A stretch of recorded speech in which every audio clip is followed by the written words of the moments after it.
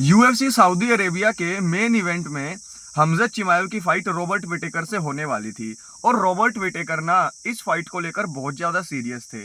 Robert Whittaker ने बताया कि यार मैं पिछले 3 महीने से स्पेशली हमजत चिमाएव को लेकर अपना फाइट प्लान जो था वो प्रिपेयर कर रहा था, क्योंकि मुझे पता था फ्यूचर में जाकर इनके साथ फाइट होने वाली है। और इस पिछले 1 महीने में मैंने इतनी मेहनत की है हमजत चिमाएव को लेकर कि आप यकीन नहीं कर सकते। लेकिन अब मुझे एकदम से ये गेम प्लान चेंज करना पड़ेगा। हमजत चिमाएव को लेकर काफी फ्रस्ट्रेटेड दिखे वो। उन्होंने कहा कि यार आज के टाइम पर अगर आप किसी को भी देखोगे तो कोई भी मेरे खिलाफ फाइट को एक्सेप्ट नहीं करना चाहता है। तो ऐसे में यूएफसी को रिप्लेसमेंट फाइट को भी जो है बुक करने में काफी दिक्कतें आई। लेकिन उन्होंने कहा कि इकरम अलीस्क्रोव जो है वो एक खतरनाक फाइटर है। उन्होंने कहा कि अगर आप उनको हल्के में लेते हैं तो ये तुम्हारी गलती होगी। फाइट फैंस को भी हल्के में नहीं लेना चाहिए और मैं भी हल्के में नहीं ले रहा हूँ। यानी कि रॉबर्ट विटेकर ने ये कहा कि मैं सिर्फ एक फाइट दूर हूँ दोबारा से चैंपियनशिप के लिए फाइट करने को। यानी कि अगर इस फाइट के अंदर इकरम अलीस्क्रोव को वो हरा देते हैं तो भाई रॉबर्ट विटेकर को टाइटल शॉट मिल जाएगा।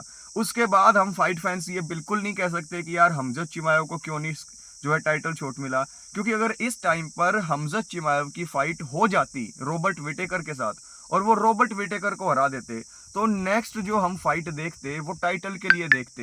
लेकिन ऐसे में हमजत चिमाएव के आउट होने के बाद 1% भी जो है हम ये नहीं कह सकते कि भाई हमजत चिमाएव को नेक्स्ट टाइटल शॉट दे दो। अगर यहाँ पर इकरम अलीस्क्रोव को रॉबर्ट विटेकर हरा देते हैं तो भाई टाइटल शॉट उनका ही बनता है। और एक चीज मैं और क्लियर कर दूं कि रॉबर्ट विटेकर ने एक चीज और क्लियर कर दी है यहाँ पर, और वो ये क्लियर कर दिया है कि भाई अब उनका माइंड सेट हो गया है चैंपियन बनने का। यानी कि अब वो अपने करियर के इस मोड़ पर आ चुके हैं जहां पर वो 1 या 2 जो है और लॉस सहन नहीं कर सकते। उनका मानना यह है कि अब मुझे जल्दी से टाइटल की तरफ पहुंचना है। अब इस फाइट के अंदर इकरम अलीस्क्रोव जो हैं भाई वो भी बहुत तगड़े फाइटर हैं। वो नॉकआउट भी करते हैं, वो लोगों को सबमिट भी करते हैं और वो डिसीजन से भी जीतते हैं। तो ऐसे में ये फाइट बहुत तगड़ी हो जाएगी। अगर इकरम अलीस्क्रोव हरा देते हैं रॉबर्ट विटेकर को तो वो टाइटल कंटेंशन में आ जाएंगे। अब देखने वाली बात ये है कि टाइटल कंटेंशन में कौन आएगा, रॉबर्ट विटेकर आएंगे या फिर इकरम अलीस्क्रोव आएंगे। कौन जीतता हुआ लग रहा है नीचे कमेंट बॉक्स में कमेंट करके बताना।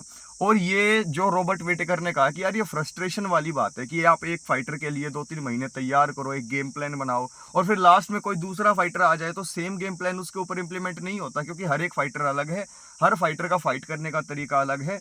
तो यहाँ पर अब देखने वाली बात ये होगी कि रॉबर्ट विटेकर ने इतने पूरे टाइम पर हमजत के खिलाफ फाइट करने के लिए गेम प्लान बनाया होगा। अब वो अपने इस गेम प्लान को इकरम अलीस्क्रोव के साथ कैसे फाइट के अंदर इंप्लीमेंट करते हैं। आपको कौन जीतता हुआ दिखाई दे रहा है नीचे कमेंट बॉक्स में कमेंट करें, क्योंकि मुझे इस फाइट के अंदर 50-50% चांस लग रहे हैं। Ikram अलीस्क्रोव is not a snooze, यानी कि वो एक तरीके से slouch, he is not a slouch, है ना।